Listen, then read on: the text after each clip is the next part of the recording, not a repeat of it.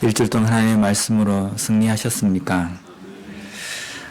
이번 주에 제가 어떤 분과 만나서 이야기를 하는 중에 그분이 저에게 이런 이야기를 하셨습니다.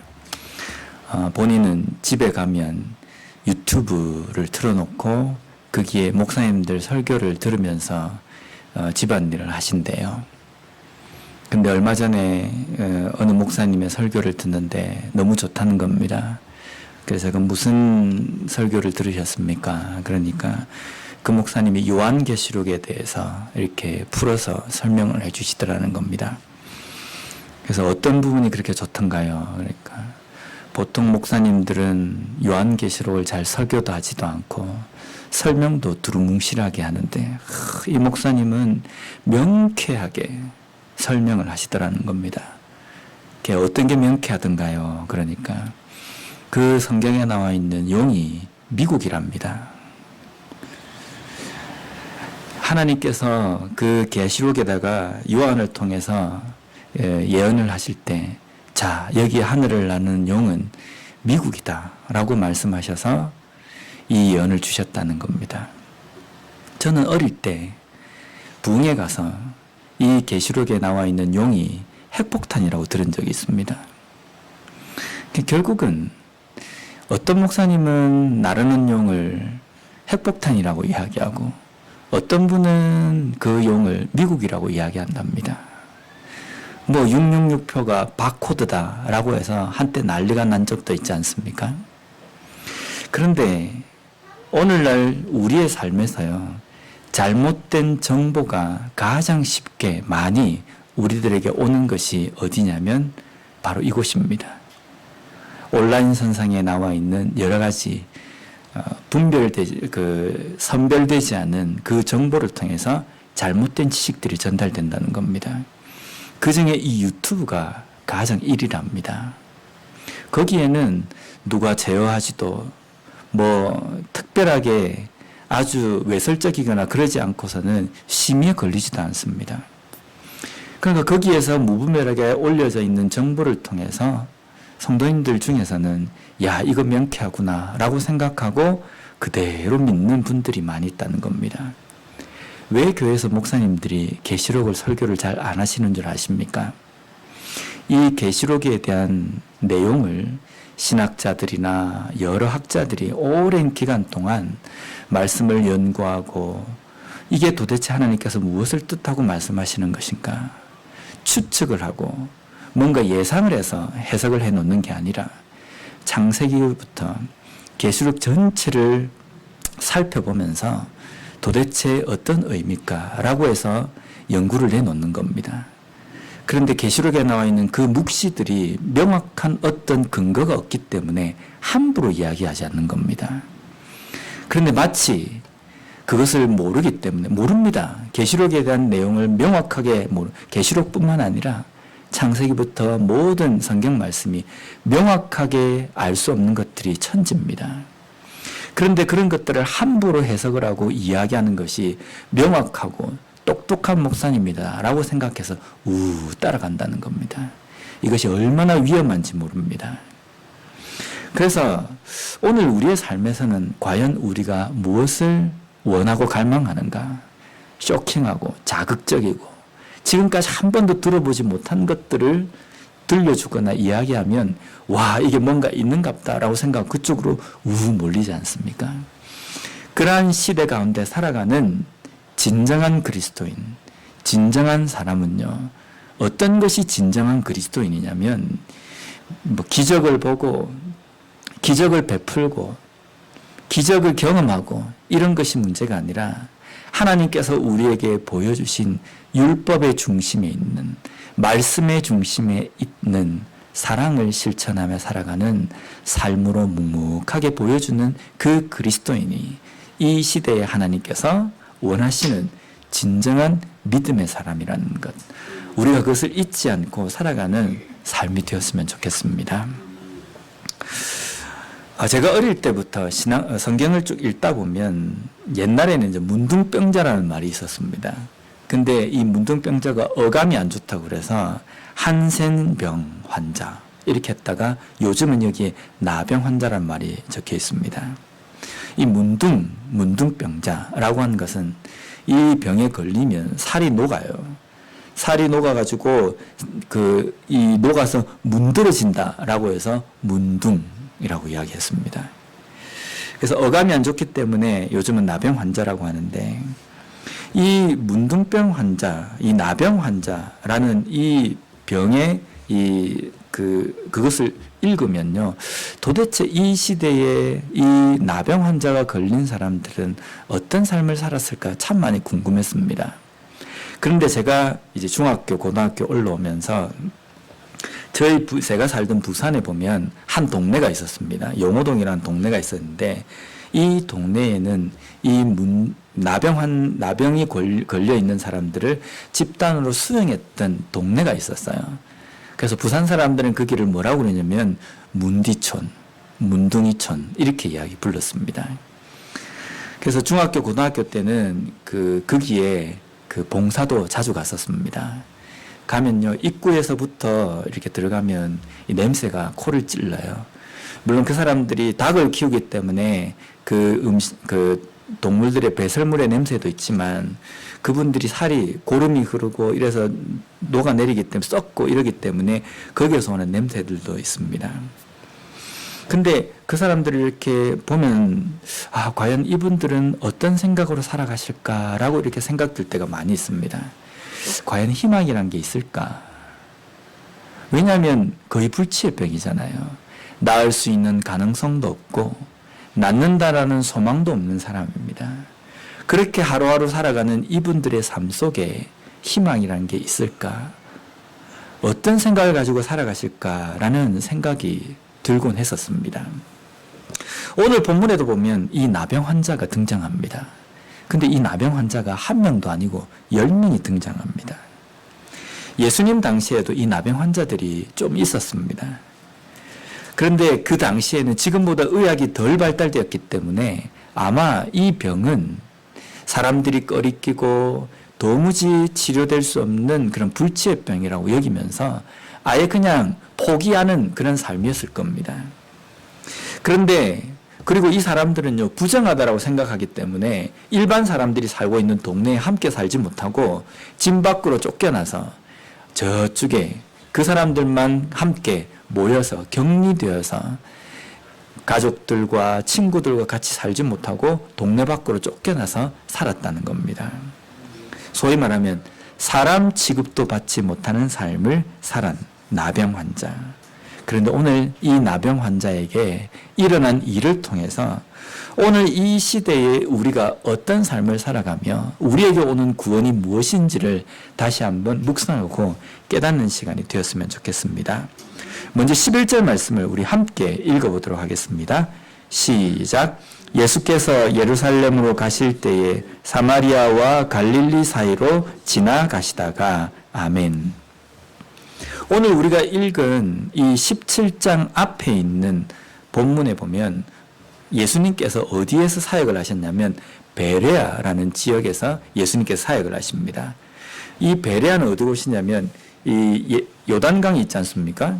여기 요단강이 있고 여기에 이스라엘이 있습니다. 이 요단강 요 동편에 있는 지역이 베레아 지역이라는 곳이 있습니다. 그래서 요 베레아입니다. 이 베레아 지역에 예수님께서 사역하시는데 이 베레아 지역에서 죽은 나사로를 살리신 그 기적을 여기서 베푸십니다. 이 베레아 지역에 있던 예수님께서 예루살렘으로 향해서 가시려고 하는 겁니다. 예루살렘으로 향해서 가신다고 한다면 여기 남쪽으로 이렇게 내려가셔야 되거든요. 그런데 예수님께서 예루살렘으로 가시려고 하는데 이 베레아 지역에서 어디로 가시냐면 갈릴리와 그리고 오늘 읽은 본문에 보면 사마리아 지역 사이로 가십니다. 예루살렘은 이쪽에 있거든요. 근데 갈릴리와 사마리아는 어디에 있냐면 북쪽에 있습니다. 완전 반대 방향이거든요. 예수님께서 예루살렘으로 가시려고 하는데 예루살렘으로 가시는 길이 이쪽으로 가신 것이 아니라 북쪽으로 정반대 지역으로 가셨다는 겁니다. 갈릴리와 사마리아 지역. 소위 말하면 유대인들이 이 사마리아를 이방 지역이라고 이야기하고 갈릴리는 이 유대인들이 살고 있는 지역에서 변방 지역에 속하는 곳입니다. 예수님께서 이곳을 향해서 가셨다는 겁니다. 우리가 사복음서를 읽을 때에는요, 예수님께서 하신 그 행동과 예수님께서 하신 일을 하나하나 주의 깊게 우리가 살펴야 됩니다. 예루살렘으로 가시려고 하는데 왜 북쪽으로 정반대인, 그것도 유대인들이 생각하고 중요하다고 생각하는 곳이 아니라 이방 사마리아와 변방에 있는 갈릴리 지역으로 주님께서 가셨는가? 그 이유에 대해서는 12절 말씀에 나옵니다. 우리가 함께 읽어보도록 하겠습니다. 시작. 한 마을에 들어가시니 나병 환자 10명이 예수를 만나 멀리 서서. 아멘. 예수님께서 예루살렘으로 가시는 그 길 중에 사마리아와 갈릴리 그 변방으로 가신 이유는 나병 환자를 만나시기 위해서입니다. 여기 보면 한 마을이라고 되어 있는 이 한이라는 것은 이 헬라어로 티나라는 단어입니다. 이것의 원형은 티스인데요. 이것은 정확한 어떤 대상이 있는 것이 아니라 어느, 썸이라는 뜻입니다. 정확하게 어떤 지역이 아니라 그냥 어느 지역, 어느 마을이라는 겁니다. 왜 이런 표현을 썼냐면요, 유대인들에게 별로 그렇게 소중하다고 생각하고 중요하다고 생각하는 지역이 아니기 때문입니다. 사람들이 생각하기에 별로 중요하지도 않은 지역에 예수님께서 가셨습니다. 그럼 우리가 한번 물어봐야 되잖아요. 예수님께서 왜 이곳에 가셨습니까? 예수님의 대답은 여기에 내가 만나야 할 나병 환자가 있기 때문이다. 예수님께 우리가 이렇게 질문하면 예수님께서 뭐라고 대답하시겠습니까? 왜 예수님은 이 땅에 오셨습니까? 왜 예수님은 하늘의 보좌를 버리시고 포기하시고 육신의 몸을 입고 이 땅에 오셨습니까? 라고 묻는다고 한다면 예수님께서 뭐라고 대답하시겠습니까? 바로 너를 만나기 위해서다. 죄인을 구원하기 위해서 내가 왔노라 라고 말씀하실 겁니다. 예수님께서 유대인들이 소중하게도 생각하지 않는 그곳에 가신 이유는 거기에 예수님이 만나 주셔야 할 나병 환자들이 있기 때문이라는 겁니다. 나병 환자는 당시 사람들의 생각 속에는 부정한 사람이었습니다. 레위기 13장 45절 46절 말씀을 우리가 함께 읽어보도록 하겠습니다. 시작. 나병 환자는 옷을 찢고 머리를 풀며 윗입술을 가리고 외치기를 부정하다 부정하다 할 것이요 병 있는 날 동안은 늘 부정할 것이라. 그가 부정한 즉 혼자 살되 진영 밖에서 살지니라. 아멘. 구약시대부터 예수님이 사역하는 당시까지 나병 환자들은 부정한 사람이었습니다. 부정하다는 것은 단순하게 더럽다 이 의미가 아니라 일반 사람들과 함께 살지 못한다는 겁니다. 일반 사람들과 함께 살지 못한다는 것은요, 사람 취급을 못 받는다는 겁니다. 사람 취급을 못 받는 나병 환자, 그 사람은 성 밖에 집단으로 격리되어 있는데 그 격리되어 있는 사람을 예수님께서 만나시기 위해서 예루살렘으로 가시는 그 길에 그 먼 거리를 돌아서 이 갈릴리 지방, 사마리아 지방으로 지금 오셨다는 겁니다.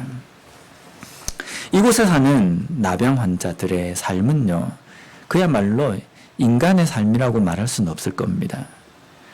생산적인 어떤 활동도 할 수 없고, 그리고 뭔가 그들이 할 수 있는 일은 그냥 구걸하는 것. 성 안에 있는 사람들이 자신들을 좀 불쌍하게 여겨줘서 뭐 먹을 것을 던져주는 것, 그것으로 살 수 있을 겁니다. 제가 어릴 때 부산에 있는 그 나병 환자촌에서 자원봉사를 하기도 했다고 말씀을 드렸는데요. 거기 가면, 교회에 이제 가면 예배를 드리기 위해서 그분들이 오십니다. 근데 그분들은 이미 나병이 다 퍼질 대로 퍼져가지고 피부가 반질반질해요. 눈썹도 없습니다. 눈도 이렇게 녹아서 내리면 눈도 조그만 구멍을 통해서 보시기도 하고. 근데 그분들은 교회에 올 수 있는 것은요, 어느 정도 양호한 겁니다.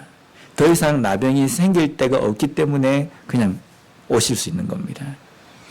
근데 그분들에게 음식을 나눠주고 함께 먹고 이렇게 막 찬양도 하고 그렇게 하는데 교회까지 올 수 없는 분들은 집에 그냥 계시는 거예요. 그래서 그분들에게 음식을 나눠주기 위해서 집을 이제 방문을 했습니다.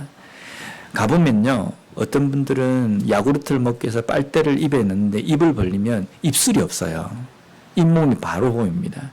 근데 그 잇몸도 이게 이 살이 녹아가지고 이빨이 흔들흔들 거립니다. 어떨 때는 숟가락질 하다가 숟가락에 닿으면 그 이빨이 그냥 빠져버리기도 하고, 여기 이런 데는 아직까지 고름 같은 게 질질 흐르기도 합니다. 그분들은 너무 중하기 때문에 집 밖으로 나오지도 못합니다.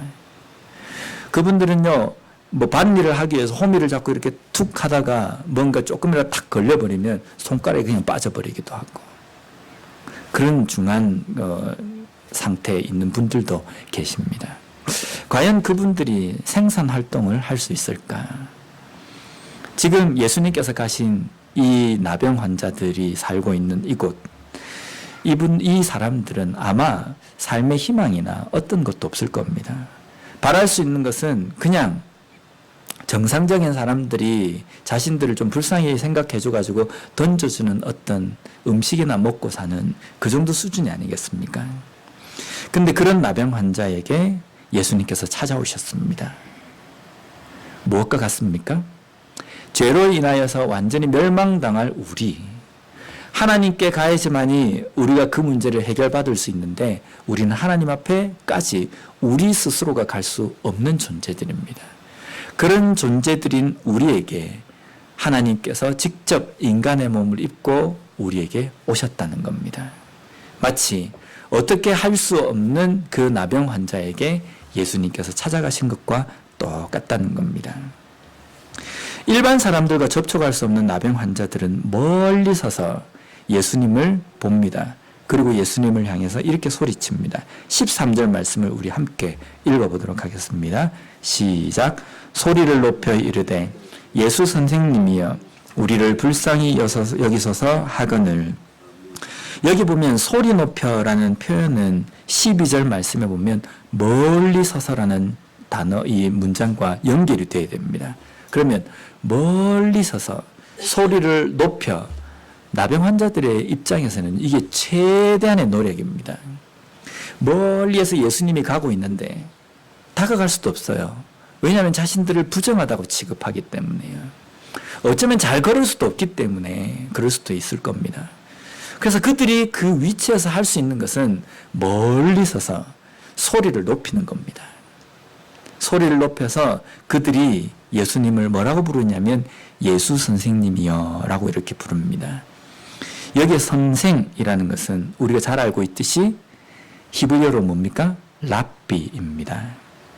이 랍비라는 히브리어를 선생 주인인데 오늘 본문에서는 헬라어로 나병 환자들이 예수님을 뭐라고 부르냐면 에피스타타라고 부릅니다. 이 단어도 똑같이 랍비와 똑같이 선생이여 나의 주여라고 이렇게 부르는 겁니다. 이들이 예수님을 향해서 선생님이여 나의 주인이여 라고 부르면서 나를 좀 불쌍히 여겨주십시오 라고 이렇게 외칩니다. 이 나병 환자들이 예수님에게 선생이여 주인이여 라고 부르면서 불쌍히 여겨달라고 한 내용은 무엇이겠습니까? 동전 좀 주십시오. 먹을 것 좀 주십시오. 라는 의미도 여기 있을 겁니다. 그런데 지금 나병 환자들이 예수님을 향해서 부르는 것은 먹을 것 좀 주십시오라고 부른 것이 아닙니다. 왜냐하면 그 다음에 나와 있는 예수님께서 하신 일들을 보면요. 지금 이들이 예수님을 향해서 선생님이라고 부르면서 불쌍히 여겨달라고 한 내용은 우리를 좀 고쳐주십시오라는 내용입니다. 당신에 대한 소문을 내가 들었습니다. 우리가 들었습니다. 그래서 당신은 우리를 치료해 줄 수 있는 바로 그분입니다. 우리의 병 좀 낫게 해주십시오. 인간 취급도 못 받고 불치의 병이라고 이야기하는 이 나병으로부터 우리가 해방될 수 있도록 우리를 고쳐주십시오라고 이렇게 이야기하는 겁니다. 우리가 하나님 앞에 기도를 하지 않습니까? 우리의 요청은 각양각색입니다. 하나님 이렇게 해주십시오, 저렇게 해주십시오 라고 이렇게 기도를 하는데 그 기도의 응답에 대해서는 우리가 요청하고 구하는 그대로 오지 않을 때가 많이 있습니다. 왜 그렇습니까? 하나님은요, 우리에게 가장 필요하다고 생각하는 그것 말고도 더 중요하고 더 큰 것을 알고 계시기 때문에 우리에게 그대로 주시지 않는다는 겁니다. 하나님, 내게는 지금 생각할 때는 이게 정말 필요합니다. 하나님, 나에게 이걸 주십시오 라고 했는데 하나님께서 그걸 안 들어주실 때가 있습니다. 왜 그러냐면요, 그것보다 내가 보지 못하는 더 좋은 일을 하나님께서는 알고 계시기 때문에 그걸 주시기 위해서 내가 요구한 대로 주시지 않는다는 겁니다. 예레미야 33장 3절 말씀을 우리가 함께 읽어보도록 하겠습니다. 시작. 너는 내게 부르짖으라. 내가 내게 응답하겠고 내가 알지 못하는 크고 은밀한 일을 내게 보이리라. 아멘. 여기 보면 하나님께서는 뭐라고 말씀하십니까? 내게 부르짖으라. 그러면 내가 너에게 응답하겠다라고 말씀합니다. 그런데 그 응답하실 때에 너가 나에게 부르짖은 대로 응답하겠다고 말씀하시지 않습니다. 너가 나에게 부르짖으면 내가 너에게 응답을 하는데 뭘로 응답하냐면 너가 알지 못하는 크고 은밀한 일을 너에게 보이고 너에게 응답으로 주겠다는 겁니다. 결국은 뭡니까? 부르짖는 자도 무엇이 가장 필요한지 알지 못하는 상황이라는 겁니다. 그러지만 우리에게 하나님께서 말씀하시는 것은요, 부르짖으라는 겁니다. 부르짖는 자에게는 하나님께서 부르짖는 그 자도 알지 못하고 깨닫지 못하는 더 좋은 일, 크고 은밀한 일을 보이시겠다라는 겁니다. 나병 환자들은 부르짖습니다. 그 부르짖을 때에 고쳐주세요. 음식 좀 주세요. 돈 좀 주세요. 라는 말들도 있겠지만 예수님께서는 그들에게 크고 은밀한 것으로 응답해 주십니다. 그 필요한 것이 무엇이냐면 14절 말씀에 있습니다. 우리 함께 읽어보겠습니다. 시작. 보시고 이르시되 가서 제사장들에게 너희 몸을 보이라 하셨더니 그들이 가다가 깨끗함을 받은지라. 아멘. 예수님께서 지금 10명의 나병 환자에게 그들이 요청하고 불쌍히 여겨달라는 그 말에 뭐라고 대답하시냐면요, 가라라는 겁니다. 가서 제사장들에게 너희 몸을 보이라 라는 겁니다. 근데 예수님께서 이 명령하신 이 말씀이 어떻게 보면 잔인하게 들립니다. 왜 그런지 아십니까? 일반 사람들과 같이 살지 못하고 부정하다고 취급하는 사람들이 지금 진 밖에 쫓겨나 있거든요. 근데 그들이 가라라고 한 곳은 어디냐면 제사장들에게 가라는 겁니다. 제사장들에게 가기 위해서는 일반 사람들이 살고 있는 그 지경을 통과를 해가지고 그 삶의 중심까지 들어가야 되는 겁니다. 이거는요, 이 사람들이 이 가는 과정 속에서 일반 사람들에게 당할 수모와 역경은 아마 상상을 초월할 겁니다. 돌멩이를 던지기도 하고 사람들이 침을 뱉기도 하고 이 더러운 인간들이 왜 우리가 사는 이 지경으로 들어왔느냐라고 욕을 하기도 하고 발로 참 닿기도 하고 아마 예수님께서 명령하신 그 명령대로 제사장에게 가기까지에는 이 10명의 나병 환자들이 겪어야 될 이 어려움은요, 이루 말할 수도 없습니다. 그런데 예수님께서는 가라라고 말씀하십니다. 왜 그렇습니까? 우리에게 필요한 것은요, 내 문제가 해결되는 것이 중요한 것이 아닙니다. 나병 환자들이 나병이 낫고 삶에 어려움이 있는 사람들이 삶의 어려움에서 다시금 회복되고 이게 우리의 삶에서 중요한 것이 아니라 우리의 삶에서 중요한 것은 무엇입니까? 믿음입니다. 예수님께서 가라라고 말씀하실 때에 가라는 그 말씀에 순종하는 그 믿음이 필요한 겁니다. 믿음이 없으면요, 이 예수님께서 말씀하신 이 말씀에 순종을 못합니다. 근데 예수님께서는 이들에게 가라라고 말씀하시거든요. 때때로 우리가 말씀을 읽으면서 우리에게 명령하신 하나님의 그 명령 앞에 우리는 순종보다는 우리의 머리를 갖다 댑니다. 이치적으로 맞나? 정말 이게 내가 순종할 만큼의 어떤 가치가 있는가? 이걸 계산을 하는 겁니다. 하나님께서 말씀하신 그 명령에 대해서는 예! 라고 대답하고 순종하는 믿음이 필요한 겁니다. 그 믿음이 있는 삶 속에 어떤 일이 일어납니까? 크고 놀라운 일이 일어나지 않습니까? 어떤 일입니까? 10명의 나병 환자들이 그 나병이 깨끗하게 낫는 일이 일어났다는 겁니다. 출발할 때에는 가는 중에서도 자신의 몸에 전혀 변화가 없고 차도가 없었습니다. 그럼에도 불구하고 예수님께서 가라니까 간 겁니다. 그런데 쭉 가다 보니까 그 말씀에 순종해서 가다 보니까 그들의 몸이 낫게 되었다는 겁니다. 기적을 경험했다는 겁니다. 그 나병 환자 10명 모두가 깨끗함을 받았습니다. 오늘 보면 17절 말씀을 우리가 함께 읽어보면요. 함께 읽어보겠습니다. 시작. 예수께서 대답하여 이르시되 10사람이 다 깨끗함을 받지 아니하였느냐? 그 9은 어디 있느냐? 아멘. 10명의 나병 환자 모두가 가는 길에 깨끗함을 받았습니다. 그런데 그 중에서 9명은 다 어디 갔는지 모르고 한 명만 예수님께 왔습니다. 18절 말씀을 우리가 계속해서 한번 읽어보면요. 함께 읽겠습니다. 시작. 이 이방인 외에는 하나님께 영광을 돌리러 돌아온 자가 없느냐 하시고 아멘.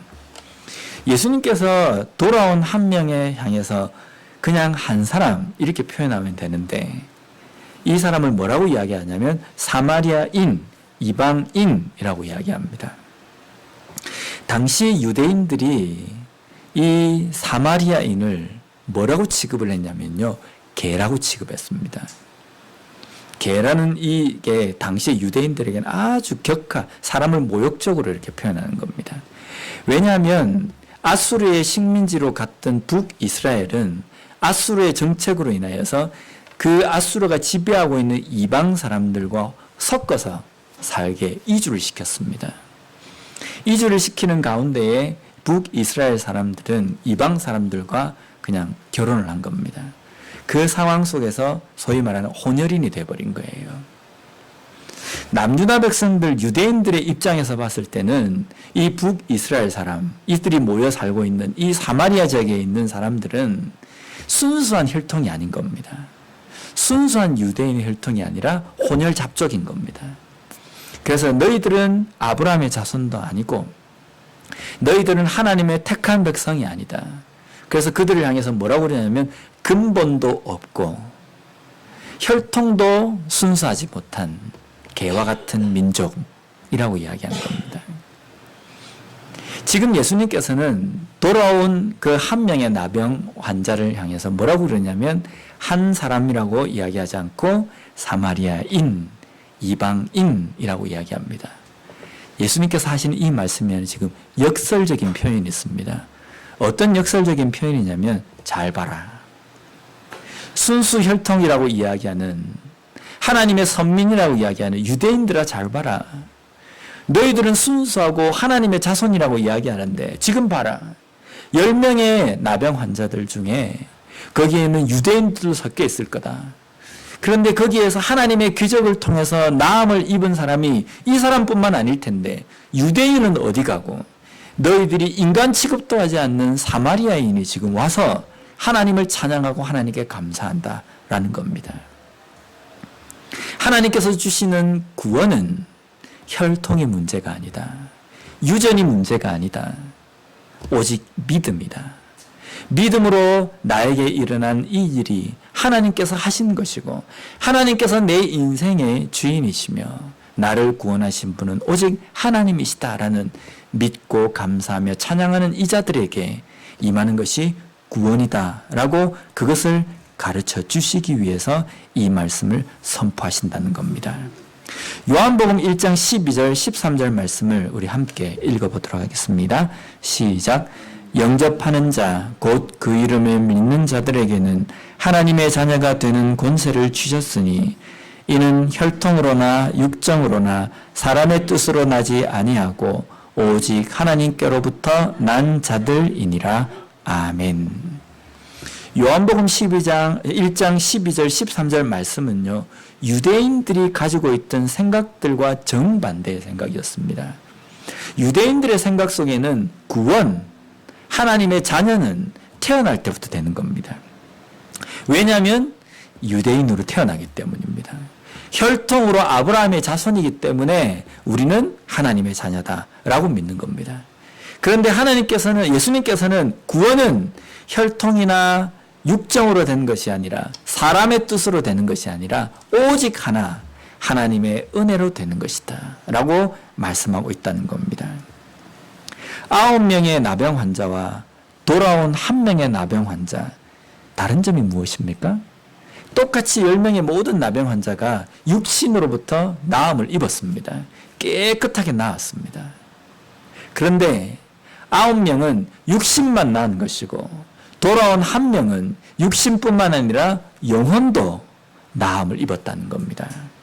19절 말씀을 함께 읽어보도록 하겠습니다. 시작. 그에게 이르시되 일어나라 가라 내 믿음이 너를 구원하였느니라 하시더라. 아멘. 너의 믿음이 너를 구원하였느니라.